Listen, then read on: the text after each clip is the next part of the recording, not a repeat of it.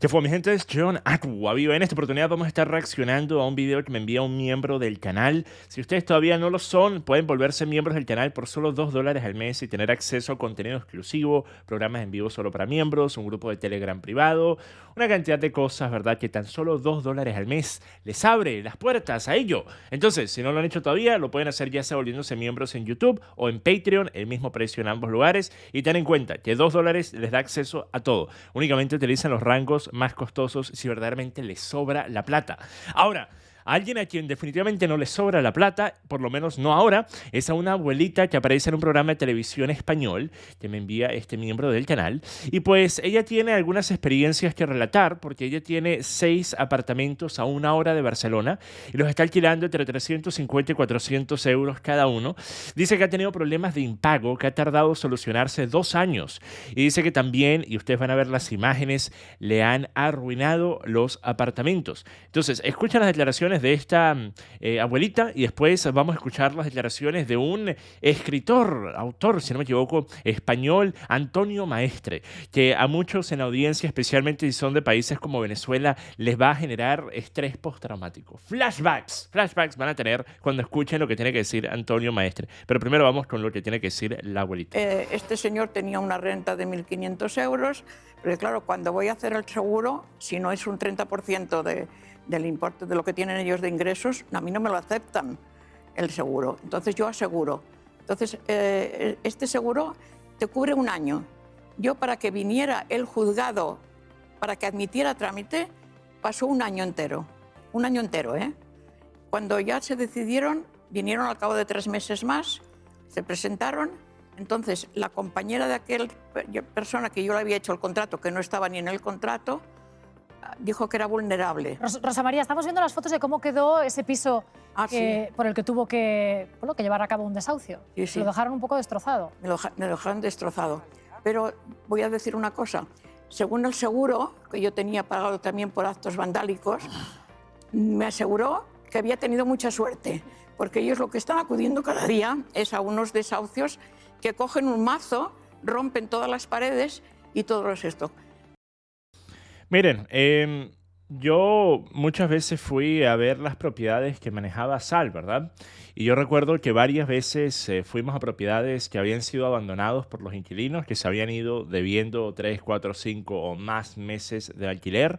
Y muchas veces eran en lugares en los cuales el alquiler era relativamente barato, que esto ocurría, que no solo les bastaba con no pagar el alquiler e irse, y muchas veces dejaban la propiedad repleto de basura, pues como pueden ver en estas imágenes, y muchas veces inclusive peor, ¿ok? No solo eso. Es también que con frecuencia, y esto lo vi con mis propios ojos, hacían justamente lo que la compañía de seguros le dijo a esta mujer. Destruían la propiedad a propósito. No es que dejaron basura, no es que dejaron las cosas desordenadas, no. Destruían la propiedad a propósito, haciendo cosas justamente como agarrar un martillo y caerle a martillazos a las paredes para abrir agujeros en la pared, hacer todo tipo de daños en la cocina, arrancar las gavetas y los estantes, ¿verdad?, en la cocina. O sea, básicamente tratar de ocasionar la mayor cantidad de daño a la propiedad antes de irse, una vez más, yéndose sin haber pagado. Entonces, esto es algo que ocurre, yo creo, a veces con personas obviamente que tienen problemas, quizás personas que tienen algún tipo de trastorno o algo, pero también ocurre con personas que no tienen ninguno de esos problemas, pero simplemente sienten un resentimiento tan grande, un odio tan grande a la idea siquiera de tener que pagarle a alguien por alquiler, especialmente si estamos hablando de países como Inglaterra, donde existe un sistema beneficiario tan grande que muchas veces tú puedes vivir toda tu vida sin tener que haber trabajado jamás, pero lo que suele ocurrir debido a que unos años atrás cambió la política que permitía que muchas personas empezaran a recibir el dinero que supuestamente tenía que ser otorgado a los propietarios de la casa donde estas personas estaban viviendo. Antes, ¿verdad?, el dinero se depositaba directamente del gobierno gobierno, del Departamento de Beneficios, ¿verdad?, se depositaba directamente en las cuentas de los dueños de la propiedad y de esta forma estaba el gobierno pagándole el alquiler en lo que técnicamente era una propiedad privada, ¿verdad?, porque propiedades que son del condado local, del gobierno, básicamente escasean. Entonces típicamente lo que hacen es que permiten que personas puedan conseguir una propiedad en el mercado privado y básicamente el gobierno cubre el costo de esa propiedad, por lo menos una parte del costo. Ahora, hace unos años esto cambió y ahora se empezaba porque se volvió cada vez más difícil que personas que estaban recibiendo beneficios del Estado, especialmente beneficios de hogar, housing benefit, como se llama en inglés, pudieran conseguir una propiedad en el mercado privado, porque muchos propietarios de hogares simplemente preferían tener a una pareja, a una familia o un individuo profesional con un trabajo, ¿verdad?, viviendo en su propiedad, que alquilárselo a una persona que estaba recibiendo beneficios del Estado. Entonces se cambió la política con respecto al depósito de estos beneficios y se permitió no solo que la persona recibiendo estos beneficios no tuviera que decirle que estaba recibiendo estos beneficios, e inclusive cuando le preguntaban explícitamente en los formularios, cuando tú aplicas para alquilar una propiedad, si estás recibiendo beneficios del Estado, igualmente se le permitía y se les permite todavía a las personas decir que no lo están haciendo, aun cuando sí lo están, pero también se depositaba directamente, y se sigue haciendo también, el dinero para pagar el alquiler en las cuentas bancarias de los inquilinos, de las personas que están recibiendo beneficios. Y ustedes se pueden imaginar que esto hace que personas simplemente no paguen el alquiler y utilicen ese dinero para cualquier otra cosa y después terminen debiendo 6, 8, 10 meses o hasta más de alquiler, aun cuando el gobierno les ha estado dando el dinero para cubrirlo. Entonces, con casos como estos, pues sí, actos de vandalismo son relativamente comunes. Entonces sí, más bien tuvo fortuna la señora de que al parecer el daño no fue más que simplemente un desastre de desorden, ¿verdad?, y de basura en la propiedad. Pero vamos a continuar escuchando y después vamos a llegar a la respuesta de este autor español. Yo creo que hay un sector de gente que se dedican a eso. Saben que el juzgado tardará un año en venir, por lo tanto tienen un año de margen. Luego, si ponen trabas, pues encima se alarga otro año más. Exactamente. Al parecer en España ocurre lo mismo que acá en Inglaterra, ¿verdad? En Inglaterra es tan fácil para una persona no pagar alquiler, no porque estás recibiendo el beneficio del Estado para pagártelo, no, simplemente no pagas alquiler porque haces lo que la señora acaba de describir, que es que vives en una propiedad y vives allí hasta que te voten, y eso puede tomarse de 3 meses si la persona que está encargada de la propiedad o la agencia que está manejando la propiedad saben lo que hacen. Si saben lo que hacen y saben los pasos a tomar y en qué secuencia, qué orden y de qué forma hacerlo, pueden terminar la mayoría del tiempo. Una vez más, si saben lo que hacen y tienen experiencia con este tipo de cosas, pueden terminar ocasionando un desalojo en unos 3 o 4 meses, pero este es en el mejor de los casos. Si hay cualquier circunstancia, ni hablar si estamos en un escenario en el que, por ejemplo, hayan niños menores de edad en el hogar, o una madre soltera, o que la persona que esté viviendo allí tiene algún tipo de enfermedad o deshabilidad, cualquier cosa. En el mejor de los escenarios, para el propietario de este hogar donde el inquilino no está pagando, se puede esperar en unos 4 meses, ¿verdad?, sacar a la persona, pero con mucha frecuencia esto termina volviéndose una viacrucis que se puede tomar inclusive más de un año. Y no solo eso, los costos que esto acarrea muchas veces hacen que propietarios de hogares donde el inquilino dejó de pagar la propiedad terminan inclusive ofreciéndole un monto en efectivo a la persona que le debe alquiler para que se vaya de la propiedad. Esto, una vez más, también yo lo he visto con algunas de las propiedades que manejaba Asal, donde varias veces su jefe le dijo, cuando ella todavía estaba trabajando para otra compañía, antes de ella abrir su propia agencia para manejar propiedades, su jefe le dijo: mira, esta persona nos debe 2.500 libras, pero nos va a costar por lo menos ese mismo monto el llevar esto a la corte, el pagarle a los bailiffs, a las personas que tienen que ir para hacer el desalojo, cualquier tipo de problema que se pueda presentar, los costos al abogado, cualquier tipo de cosa. Ni siquiera sabemos si eso va a ser, primero, que la persona se vaya rápidamente, y segundo, que la persona pague. Porque una cosa es que te den una sentencia a la corte que dice que tienes que pagar, otra cosa es que lo pagues, ¿ok? Entonces, Por lo menos acá en Inglaterra, ¿verdad? Sé que en algunos países hay una ley que si tú debes, ¿verdad? Y en Inglaterra, yo recuerdo, hace poco visité con mi mamá y con mi tía un lugar que solía ser la cárcel de los deudores.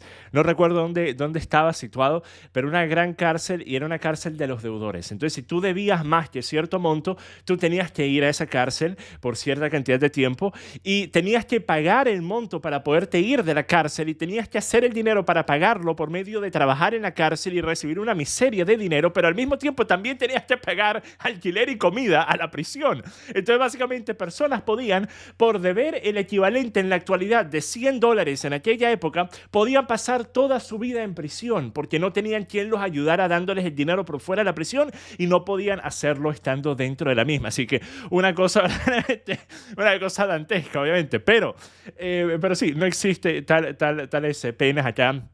Exceptuando, obviamente, si le robas al Estado. Si le robas al Estado, allí sí viene, te toca la puerta rápidamente, ¿verdad? Pero puedes robarle a un propietario de una casa donde estabas viviendo y la mayoría del tiempo no te pasa absolutamente nada. ¿Okay? Pero sí, estas personas entonces que deciden no pagar, saben que, ok, digamos tengo 8 meses, ¿verdad? Antes de que me tenga que ir, no voy a pagar y después simplemente consigo otra propiedad. Y yo miento sobre mis referencias, pongo el número telefónico de un amigo para que ya me diga que era el propietario de la casa donde yo solía vivir previamente y pues muchas veces logran engatusar a personas para dejarlos vivir una vez más en una propiedad en la que no pretenden pagar y así pueden hacer por años y años. Ahora, vamos a continuar y vamos a ir llegando hacia la parte... todo lo que había dicho. Entonces, el propietario, ¿verdad? El que le debía dinero decía, mira, vamos a ofrecerle a esta persona que está en la casa, nos debe 2.500 libras, vamos a ofrecerle 1.000 libras para que se vaya. 1.000 libras para que se vaya, porque termina siéndome más barato a mí. De esa forma yo puedo rápidamente arreglar la propiedad una vez más y volver a poner una persona allá adentro que sí me esté pagando el alquiler. Entonces sí, bueno, en el mundo al revés, ¿verdad? Pero, por cierto, si ustedes piensan que yo estoy haciendo una defensa tremenda de del hecho de que existan propiedades de alquiler, denme chance, espérense, este video todavía no termina. Vamos a llegar hacia la última parte y allí también voy a dar una opinión importante sobre el tema más amplio, ¿verdad? De un problema que está presente, que yo creo no aplica en este escenario, pero igualmente lo voy a mencionar porque el video trata de eso. Pero deme chance, vamos a llegar a eso, escucha. Y son 2 años en el cual tú estás en un limbo, pero en un limbo total. Claro. Rosa María, usted nos decía que de alguna manera se siente señalada porque los propietarios se les señala como el problema, pero ¿usted cree que ustedes son la solución? Yo siempre digo, yo me pondría un letrero aquí diciendo, yo formo parte de la solución de la vivienda, porque yo tengo 6 familias cubierto su necesidad vital, que es la vivienda, y si no, el Estado no les ofrecería nada. Entonces, se encontrarían verdaderamente en la calle. Bueno, hay soluciones. El Estado yo digo que yo no soy el problema. Estado puede expropiar las viviendas y entonces se podría ofrecérselas. Lo que pasa es que tampoco seguramente no estaría de acuerdo. Pero usted por ejemplo... ¿Ven por qué digo lo que digo sobre los flashbacks de Vietnam? Que van a tener muchos venezolanos. El Estado puede expropiar las viviendas, ¿verdad? Y lo dice con una ligereza. Lo dice, miren, vamos a volver a escuchar. Miren el rostro de este sujeto. Miren la ligereza con la cual él dice, bueno, el Estado puede robarte lo que es tuyo, lo que tú pagaste, ¿verdad? Lo que te pertenece. Simplemente te lo pueden quitar. Yo no soy el problema. El Estado puede expropiar las viviendas y entonces se podría ofrecérselas. Lo que pasa es que tampoco seguramente no estaría de acuerdo. Pero usted por ejemplo... ¿Expropiar las viviendas, maestre? Que podría expropiar las viviendas a los mayores de 4 viviendas, por ejemplo, y seguramente no estarían de acuerdo. La definición legal de un gran propietario es más de 10, ¿no? Vamos a dejar bueno, claro. Una cosa es la definición legal. Yo creo que todos estaremos de acuerdo en que tener 3 o 4 viviendas ya está bastante, Rosa, que le quieren bien. Miren, a mí siempre me parece tan ridículo cuando las personas tratan de afirmar lo que les parece es el monto máximo que una persona puede tener antes de que el Estado venga y te quite todo. Por ejemplo, en Estados Unidos se habla con frecuencia, desde el punto de vista de los más radicales izquierdistas, de que cualquier persona esté ganando más de $450,000, que supuestamente es lo que te pone el 1% en Estados Unidos, aunque algunos cálculos han puesto esa cifra por debajo de lo necesario. Pero se habla de que cualquiera que esté ganando por más de $450,000 debería tener un impuesto de 70%, después que suba hasta 90%, acorde a la forma en la que tú vas aumentando hasta, digamos, 2 millones anuales. Y obviamente, desde el punto de vista de una persona que está ganando quizás $70,000 al año, escuchar que alguien que está ganando 2 millones al año, después de ese monto, tenga que pagar 90% de lo que vaya a ganar en impuestos, le podrá parecer, bueno, sí, pero igualmente ya tiene 2 millones al año, ¿qué más quieras? Es una fortuna. Yo podría vivir años y años y años con solo lo que gana esa persona en un año y vivir cómodamente. Pero ese no es el problema. El problema es, primero, se ignora el hecho de que esto tiene un efecto contrario muchas veces al que supuestamente proponen estos izquierdistas, y ese es el efecto de hacer que personas de altos ingresos, muchas veces personas de altos ingresos que tienen propias compañías, negocios, empresas, etcétera, que están empleando a otras personas y que muchas veces son las personas que terminan pagando más impuestos que cualquier otro, porque recuerdan, en países como Estados Unidos el 1% paga casi la mitad de los impuestos que se recolectan anualmente en el país. Pero y muchos de estos no vienen de parte de Jeff Bezos ni Bill Gates, vienen de parte de personas que están ganando por debajo de 1 millón anuales y que tienen empresas pequeñas, ¿verdad? Ellos son los que más impuestos pagan, por lo menos per cápita, en ese grupo en Estados Unidos. Entonces, cuando estamos hablando de escenarios como estos, se ignora, ¿verdad? Primero, que vas a terminar haciendo que estas personas ya no tengan más motivación de continuar creciendo sus compañías, sus empresas, de generar más empleos, y por medio de no estar creciendo más, van a tener menos ingresos, de los cuales el Estado quitar y chupar y absorber más impuestos. Entonces terminas costándole más dinero al país por medio de tener menos dinero en contribuciones fiscales, en impuestos, básicamente. Esto ocurre también si estamos hablando, por ejemplo, de niveles de impuesto corporativo. Típicamente, mientras más alto es el impuesto corporativo, esto no termina haciendo que las corporaciones paguen más. Esto simplemente termina haciendo que corporaciones se vayan a otro país que tenga mejores condiciones. Entonces, una vez más, hay una línea de pensamiento y que ha sido aplicada en el Reino Unido y ha sido demostrada ser cierto, que cuando tienes menores niveles de impuesto corporativo, el Estado termina recolectando más dinero en impuestos de corporaciones que cuando tienes niveles mayores. Pero suena atractivo para un izquierdista decir, vamos a cobrarle 90% a las grandes corporaciones, y la gente dice, sí, vamos, por fin, esa gente que tienen demasiada plata, vamos a quitársela. Pero no se la van a quitar. Esa gente va a empacar las maletas y se va a ir a otro lugar. Ahora, por fuera de ello, también está, y la razón por la que mencioné eso, ¿verdad? Porque Antonio Maestre está tratando de hacer un comentario sobre qué le parece a él el límite de vivir bien, más allá del cual no deberías poder continuar haciéndolo. Entonces, si tienes 4 propiedades, bueno, te va muy bien. ¿Por qué necesitas 6? ¿Por qué necesitas 7? Con 4 es más que suficiente. Y si quieres tener más que eso, el Estado va a venir y te las va a quitar. Entonces, de la misma forma, ¿verdad? Si nosotros empezamos a utilizar esa misma lógica, yo estoy seguro que Antonio Maestre, por lo menos asumo, ¿verdad? Simplemente por el hecho de que es una persona, una figura pública, un autor, tiene una página de Wikipedia, ¿verdad? Asumo que él probablemente gana más, quizás inclusive considerablemente más, que el ciudadano español promedio. De ese ser el caso, y una vez más, esta es la primera vez que yo escucho sobre Antonio Maestre, así que quizás no sea el caso en absoluto, quizás él gane 5 euros al año, ¿ok? Pero de ese ser el caso que él gane más que el español promedio, entonces yo también podría decirle, mira, Antonio, pero tú estás muy bien, tú estás muy cómodo, comparándote a muchísimos otros, ¿verdad? Porque recuerden, si ganas más que el promedio, eso significa que hay la mitad del país que gana mucho menos que tú, ¿ok? Entonces, yo podría decir, bueno, Antonio Maestre, estás muy bien, estás muy cómodo, entonces vamos a empezar a ti a aplicarte un nivel de impuesto de 90% en todo lo que generes por encima de, digamos, 35.000 euros anuales. Por encima de eso, debido a que es más que el promedio en España, pues tienes que pagar 90% de tus ingresos. Y probablemente a ti no te vaya a gustar eso, Antonio, ¿verdad? Probablemente a ti no te guste eso. Entonces, esta lógica, ¿verdad? Se podría aplicar en una cantidad de escenarios distinta, bastante grande, que nunca se aplica cuando se menciona en un discurso izquierdista. Únicamente aplica para los más ricos, los más ávaros.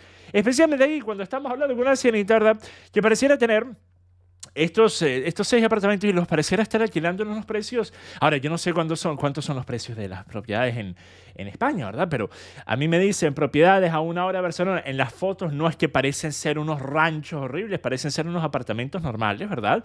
Humildes, ¿verdad? Entonces, el tener un alquiler de 350, 400 euros a mes no me parece una extorsión, me parece bastante barato. Acá en Inglaterra, con el equivalente que vendría siendo 300 libras al mes, acá en Inglaterra no alquilas un cuarto. Literalmente no alquilas un cuarto con eso. Yo recuerdo la primera propiedad en la que yo viví cuando me mudé a Inglaterra en el 2014, desde el punto de vista de salir de la propiedad de mi hermana y mudarme por mi cuenta a otra ciudad, a Manchester, cuando empecé a trabajar en mercadeo, yo recuerdo que la primera propiedad en la que viví era una propiedad que era parte de la compañía para la cual estaba trabajando. Entonces, parte del paquete salarial era que me pagaban una parte del salario simplemente por medio de dejarme vivir en una de sus propiedades, ¿ok?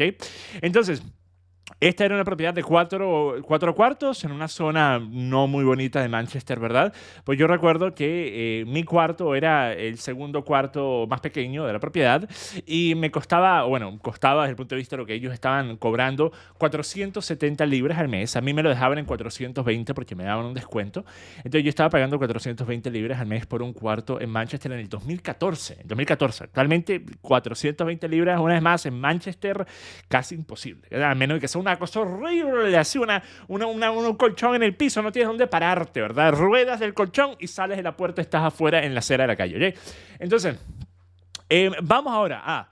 Y sí, sé que este video se está haciendo largo, pero es un tema muy interesante, un tema muy importante. Okay, miren, yo, afortunadamente, gracias a Dios, yo en el 2020-2021 tuve muy buenos años y pues lo primero que hice, a diferencia de mis muy buenos años previos donde boté la plata de una forma que no se pueden imaginar. Si no han visto el video que hice cómo casi me fue la quiebra, pueden buscarlo en YouTube. Tengo varias lecciones de vida que puse en ese video que me parecen importantes. Pero resulta en el 2020-2021 tuve muy buenos años en términos económicos, afortunadamente, gracias a Dios, nada más. Y resulta que lo primero que se me vino a la mente es, ok, quiero una casa. Lo primero que voy a hacer, voy a poner un depósito muy grande, mucho más grande del que hacía falta para obtener la hipoteca de la propiedad. Y también quiero hacerle arreglo a la casa y ponerla tal como quiero. Y por eso estoy en la casa que estoy actualmente. Me gusta muchísimo, estoy muy contento estando aquí, por lo menos por ahora, ¿verdad? Pero por fuera de ello, también el segundo pensamiento que me vino a la mente es, ok, quiero propiedades de alquiler. Ahora, el problemita con propiedades de alquiler es que necesitas buen crédito. Entonces todavía estoy en el proceso. Estoy en un escenario en el que todavía estoy construyendo o reconstruyendo mi crédito para tener acceso a tasas hipotecarias que no sean una absoluta extorsión más de lo que ya lo son actualmente, ¿verdad?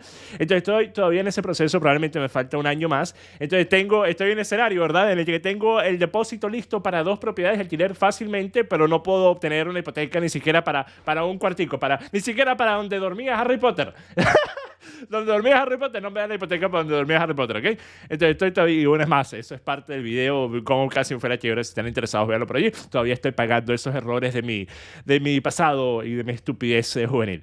Entonces, resulta que yo soy una persona que cree que tener propiedades de alquiler es una cosa muy efectiva, ¿verdad? Ha sido demostrado generación tras generación que propiedades suelen mantener su valor, así sea que hayan caídas estrepitosas en el mercado, suelen volverse a poner a pie, porque al fin y al cabo la gente necesita dónde vivir, ¿ok? Entonces, especialmente si estamos hablando de un país como Inglaterra, que es un país pequeño, es un país donde la cantidad de casas que se hacen cada año es muy inferior al número necesario comparado a la demanda. Entonces, y también hay un límite de cuántas casas se pueden hacer en Inglaterra, ¿ok? No tenemos la cantidad de espacio, de expansión terrestre que tiene un lugar como Estados Unidos, ¿ok? Entonces, una vez más, hay mayor valor intrínseco, a mi parecer, en un mercado como el inglés que en uno como el estadounidense, pero igualmente me parece que las propiedades, generalmente hablando, pueden ser una muy buena inversión, de las mejores. Obviamente, esto no son consejos financieros, no soy un economista, mucho menos estoy hablando de mi propia experiencia, pero ten en cuenta una cosa, hay que entender una diferencia, ¿okay? Esto es una distinción que me parece importante. Una cosa es esta abuelita, una cosa, y sigo diciendo una abuelita, capaz no tiene nietos en absoluto, capaz nunca tuvo hijos, no sé, ¿verdad? Pero, ok, esta mujer, ¿verdad? Esta mujer que tiene aquí en pantalla, ella es una cosa, ¿verdad? BlackRock es otra. BlackRock es otra, ¿ok? No saben, BlackRock es la compañía que maneja property, asset management. No sé cómo se dice en español, ¿vale? Que maneja activos, la compañía que maneja activos más grande del mundo. Esto lo ha logrado en una cantidad diminuta de tiempo, ¿okay? Comparado a la competencia. BlackRock, si no me equivoco, se estableció hace unos 30 años y ya es la más grande de su tipo.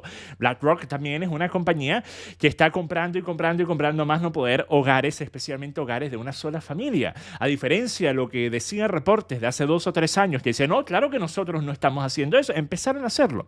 BlackRock empezó a entrar utilizando dinero de sus inversiones inversionistas, dinero de las personas cuyo capital manejan, empezó a entrar en distintas comunidades y empezó muchas veces a ofrecer más de lo que la propiedad costaba en el mercado actual y comprar la mayor cantidad de propiedades en esta comunidad que podían hacer, porque de esa forma lo que terminaban haciendo es obligando a que el resto de las propiedades aumentaran en precio, porque obviamente cuando tú tienes casas, digamos, hay 100 casas en una comunidad, de esas 100 casas, 50 son propiedad de BlackRock y el costo promedio de una propiedad antes de llegar a BlackRock era $300,000 por propiedad, pero BlackRock pagó $600,000. Esto significa que las otras propiedades que no son parte de BlackRock ahora van a costar un monto parecido. Esto termina haciendo que los únicos que puedan costear esas propiedades, una vez más, van a ser personas que los van a querer comprar como inversión.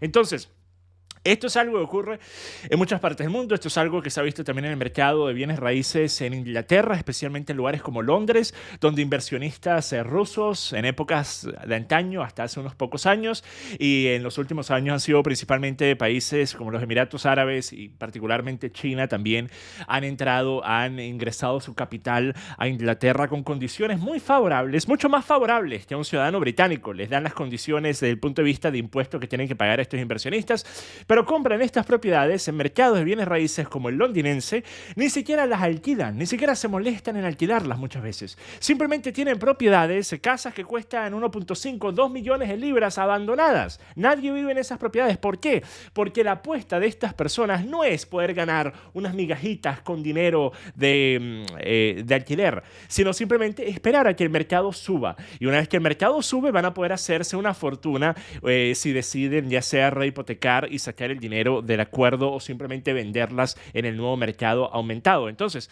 hay muchas propiedades en Londres que están abandonadas, pero no abandonadas porque porque no son dueñas de nadie, sino simplemente porque los dueños están esperando que el mercado suba lo suficiente para que les sea adecuado venderlas. Entonces, hay muchas condiciones que terminan haciendo que personas muy adineradas, o sea, no esta abuelita, ¿verdad? Y que grandes compañías y que grandes entidades que manejan activos y que manejan dinero de otros inversionistas terminen efectivamente ocasionando que un problema preexistente, como lo es el problema de las viviendas accesibles, termine empeorando, hasta el punto en el que tú estás en una espiral, estás básicamente en un ouroboros, un escenario en el cual tú estás alquilando y estás pagando un alquiler que está subiendo cada vez más, y esto está evitando que tú puedas en algún momento guardar para tener un depósito para una propiedad. Entonces nunca puedes ahorrar para tener un depósito para una propiedad. Entonces se te obliga a ser un permanente inquilino de otra persona, a permanentemente pagarle las propiedades a otro, a permanentemente pagarle las vacaciones y los autos y los lujos a las personas que te están alquilando las propiedades, y después al mismo tiempo las personas que son dueñas de estas propiedades, y una vez más me refiero especialmente a los que tienen, digamos, un portafolio de 100 propiedades, ¿verdad? O a los que son parte de grandes corporaciones que manejan centenares o hasta miles de propiedades. No me refiero a esta abuelita en pantalla, ¿verdad? Terminan diciendo, no, bueno, pero nosotros simplemente estamos ofreciendo algo en el mercado y si no fuera por nosotros, pues la gente ¿dónde iría a vivir?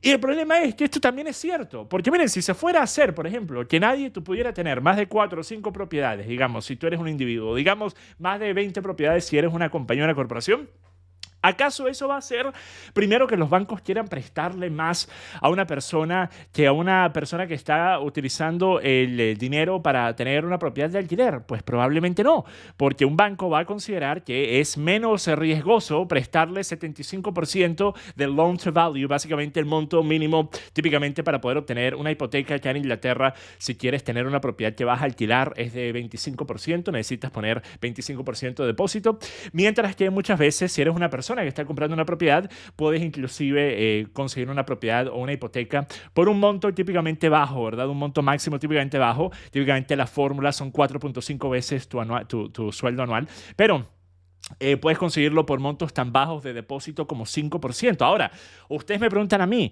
yo creo que es recomendable, yo sé que el video está siendo largo, pero me parece importante. Yo creo que es recomendable, ¿acaso que una persona compre una propiedad si solo tiene 5% de depósito? Pues no. No, y la razón es simple, no es porque estoy diciendo, bueno, nunca deberías querer tener una propiedad. No, todos deberían tener como meta en la vida tener propiedad, tener una casa propia. Ahora, yo sé que hay algunos países donde las condiciones son más favorables que otras. Yo sé que hay algunos países donde verdaderamente quizás Especialmente si vives en una parte muy costosa de ese país y no te quieres mudar a otra parte que sea menos costosa, no tiene sentido comprar una propiedad en ese lugar. Tiene más sentido simplemente alquilar y tener la flexibilidad de mudarte si quieres hacerlo. Pero creo que parte de la meta de vida de una persona siempre debería incluir tener una casa propia, ¿ok? Por lo menos esa es mi opinión. Pero, por fuera de ello, la razón por la que no me parece recomendable que una persona quiera comprar una propiedad, aun si se le ofrece el banco con un depósito de solo 5%, es porque esto lo expone fuertemente a quedar en equidad negativa al momento que tenga que llegar a un nuevo acuerdo hipotecario. Típicamente los plazos fijos más comunes son de 2 o 5 años. Entonces, digamos, si de aquí a 2 o 5 años el mercado de bienes raíces cae y tú estás en una equidad negativa, entonces resulta que tú pagaste 100.000 libras por la propiedad, pusiste 5.000 libras de depósito, ahora la propiedad cuesta 70.000 y tú estás en miles de libras de equidad negativa que no puedes cubrir al momento de establecer el nuevo acuerdo hipotecario, pierdes la propiedad. El banco se lleva la propiedad. Entonces, te expone a un riesgo muy grande, mucho más grande del que yo personalmente estaría dispuesto a asumir.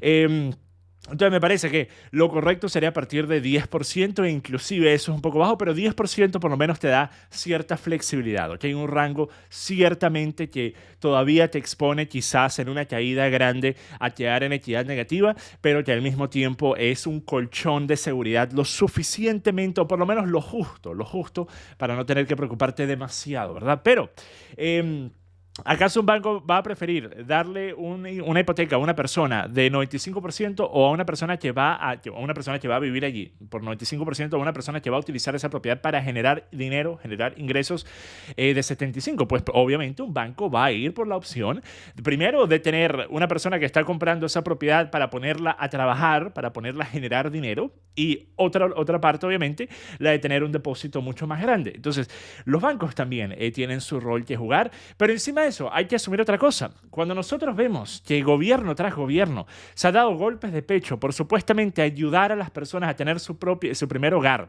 por medio de hacer que sea más barato pedir prestado, por medio de obligar a los bancos a tener que dar más hipotecas, por medio de respaldar hipotecas, por medio de hacer todo tipo de programas sociales en el que el gobierno te da 2 veces tu dinero hasta un monto máximo, digamos, de 10.000 libras que tú vayas a ahorrar en una cuenta de ahorros particular.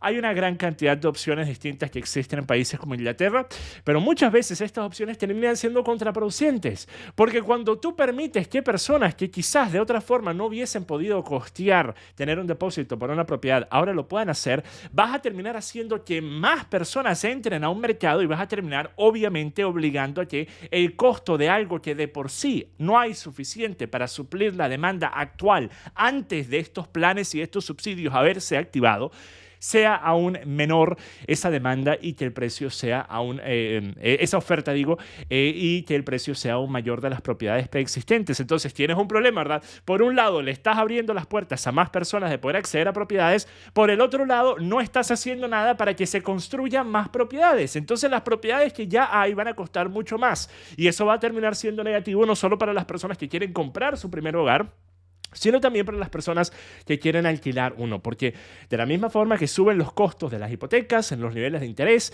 y los niveles de las propiedades en general, también suben obviamente los costos de alquiler. Entonces esto es un problema complejo. Es un problema complejo, ¿ok? Muchas piezas en movimiento. Creo que todos nosotros podemos estar de acuerdo en que grandes corporaciones y grandes entidades que manejan equidad, que manejan fondos de inversionistas, que compran miles y miles de hogares sin ningún tipo de preocupación por lo que esto vaya a ser para el precio de las otras propiedades de una comunidad particular y empiezan a utilizar la influencia y el dinero que tienen para obligar a que el resto de un sector tenga que también ver sus niveles de alquiler aumentados o los niveles de las propiedades en general para las personas que quieran comprar en aumento también. Creo que muchos de nosotros podemos estar de acuerdo que eso no es algo que debería ocurrir y que gobiernos deberían tomar cartas en el asunto para impedir que sea tan fácil para grandes corporaciones y para grandes entidades que manejan equidad, que manejan fondos de inversionistas, poder hacer lo que han estado haciendo en tantos países, porque termina afectando a todos. Entonces, por un lado, una vez más, cada vez que un político se dé golpes de pecho de que está tomando cartas en el asunto para hacer que las personas puedan tener una vivienda digna y accesible, simplemente recuerden lo que pasó en el 2008. Lo que llevó a que el 2008 ocurriera la recesión mundial es precisamente que se estaban implementando en Estados Unidos medidas gubernamentales para permitir que personas pudieran obtener hipotecas sin siquiera tener que pagar depósito alguno. Esto obviamente llevó los precios de las propiedades a la estratosfera, y encima de eso también se estaba haciendo que cualquier banco tuviese que verse en un escenario en el de que si querían generar la mayor cantidad de retorno posible, de prestaran la mayor cantidad de dinero posible, porque papi Estado iba a respaldar las hipotecas. De la misma forma que ocurre con la educación. Cuando el gobierno mete las manos en la masa y dice, yo voy a cubrir la deuda de esta persona, si esta persona deja de pagar sus préstamos estudiantiles, resulta que ahora las universidades pueden cobrar lo que quieran, porque los bancos igualmente van a otorgar préstamos para esos nuevos montos, porque no les interesa de ninguna forma nada referente a lo que un banco típicamente analizaría antes de siquiera considerarte darte $100, que sería tu historial crediticio, tu historial de pago, tu historial de ingresos, etc. Simplemente dicen, claro, tienes 18 años, nunca has trabajado, nunca has hecho nada con tu vida, lo único que tienes ingresando en tu cuenta bancaria es la mesada que te entrega tu papá. Claro, toma este préstamo estudiantil de $150,000, no hay ningún problema. Estoy seguro que lo vas a poder repagar con tu carrera de arte postmoderno. Pero bueno, con eso termino este video, mi gente. Hasta la próxima. Paz.